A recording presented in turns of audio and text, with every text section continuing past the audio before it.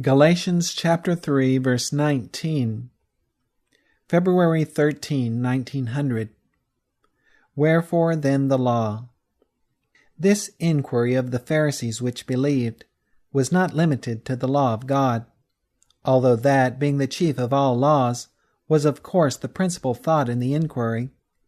But from the beginning of this study of the Book of Galatians, we have found that there was involved not only the moral law, but also the ceremonial law, indeed, all that God had given. And this because all the service of the Pharisees was a service merely of law. Since their only idea of justification was justification altogether by law, and their only idea of salvation was salvation together by works. Therefore, with the Pharisees which believed, this inquiry extended also to wherefore the Levitical law, wherefore the sacrificial system, wherefore circumcision. What was the use of all these if salvation was not attained by any of them? Such was the only use they had ever made of any of these things. Indeed, this was the only conception they had of them. They expected perfection by the Levitical priesthood, the same by circumcision, and the same by all that was given by the Lord. Their only idea of their use was that justification, salvation, came to them in the doing of these things, by the doing of them. But this was all error, and was a perversion of the true intent of all that God gave. Justification was not by any of these, nor by all of them together, any more than it was by the law of God.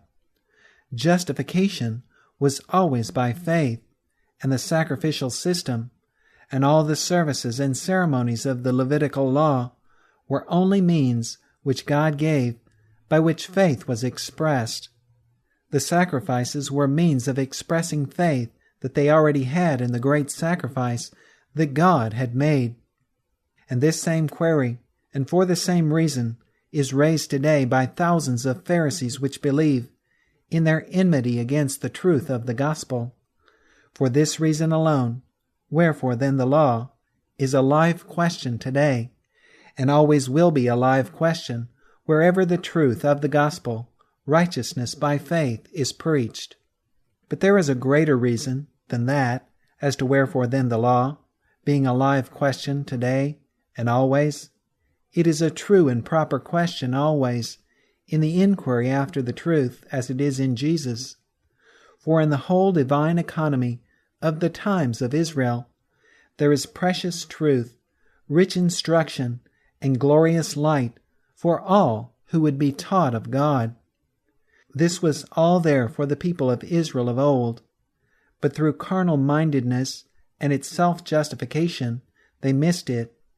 And because Israel did thus miss it, thousands of professed believers today, stumbling over Israel's failures, neglect and even reject all the great riches which Israel missed, but which were then and are now for all people. For to the people of the very last days it is written, Remember ye the law of Moses my servant, which I commanded unto him in Horeb for all Israel, with the statutes and judgments. Malachi chapter 4, verse 4. And the Christian who accepts the truth, the whole truth, and nothing but the truth, will look at Bible history in its true bearing. The history of the Jewish economy from beginning to end, though spoken of contemptuously and sneered at as the Dark Ages, will reveal light and still more light as it is studied. Wherefore then the law of Levitical priesthood, sacrifice, offering, burnt offering, and offering for sin, the sanctuary and its ministry. It was all only the divinely appointed means of expressing the faith that they already had, and that had already brought to them the righteousness of God, without any deeds of any law. The Levitical priesthood was the means of expressing faith in that greater priesthood, the priesthood of the Son of God, announced in the words, The Lord said unto my Lord, Thou art a priest forever after the order of Melchizedek. Psalm chapter 110, verses 1 to 4. The sanctuary and the services of this priesthood were but means of expressing faith in the sanctuary and the services of the priesthood that is in heaven. For of all that system, this is the sum. We have such an high priest, who is set on the right hand of the throne of the majesty in the heavens, a minister of the sanctuary and of the true tabernacle, which the Lord pitched and not man. Hebrews chapter 8, verses 1 and 2. And this whole story, as here outlined, is shown in the instruction given to the people in the book of Leviticus. In Leviticus chapter 4, verses 13 to 20, it is said that when the people had sinned through ignorance, and the thing was hid from their eyes, in having done somewhat against any of the commandments of the Lord, concerning things which should not be done, and are guilty, when the sin which they have sinned against it, against the law of God, was known, then the congregation should offer a young bullock for the sin, and bring him before the tabernacle of the congregation.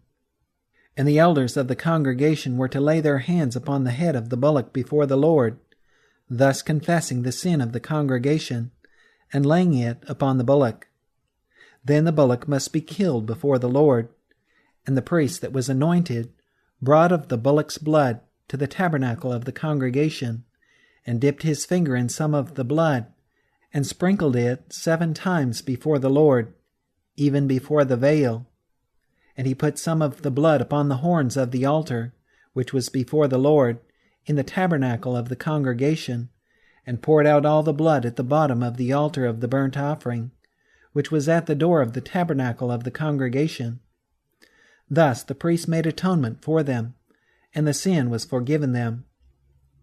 There was the law of God, and by it the knowledge of sin, showing them guilty. Then there was the sacrifice, and the laying of the sin, in confession, upon the sacrifice as a substitute. Then there was the slaying of the sacrifice, and the offering of its blood in their behalf, and by it atonement made, and the forgiveness of sin to them. There was by the law the knowledge of sin, and by the gospel of sacrifice the forgiveness of sin, and at one-ment with God. But it is not possible that the blood of bulls and of goats should take away sins. Hebrews chapter 10, verse 4. Wherefore then all this law, sanctuary, service, and ceremony? It was a figure for the time then present, until the time of Reformation. But Christ, being come an high priest of good things to come, by a greater and more perfect tabernacle, not made with hands, that is to say, not of this building, neither by the blood of goats and calves, but by his own blood, he entered in once into the holy place, having obtained eternal redemption for us. Hebrews chapter 9, verses 9 to 19.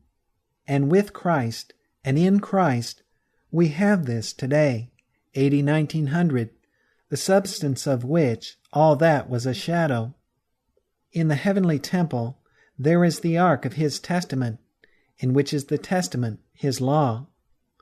By the law is the knowledge of sin, and by the gospel of the sacrifice of Jesus Christ, and his priestly service, and the offering of his blood in the heavenly sanctuary, there is forgiveness of sin to everyone that believeth, and righteousness in his being made at one with God in Jesus Christ, who is the atonement.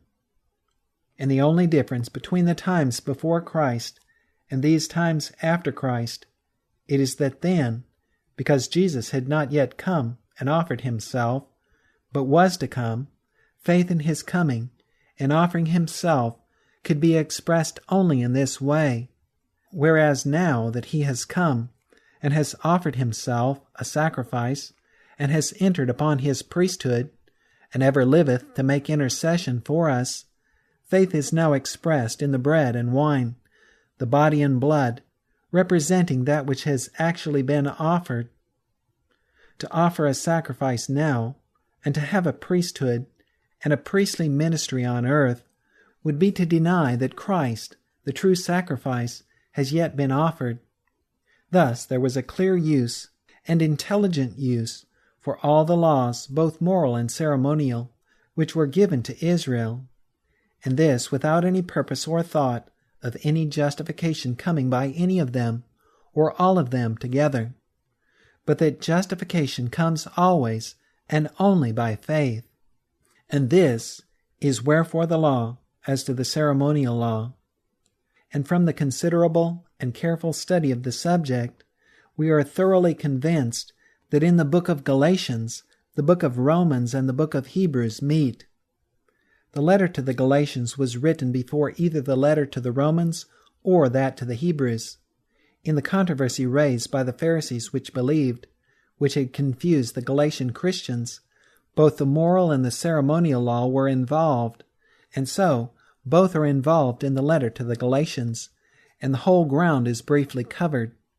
Then afterward the book of Romans was written, enlarging and dwelling wholly upon that phase of Galatians which involves the moral law and justification by faith.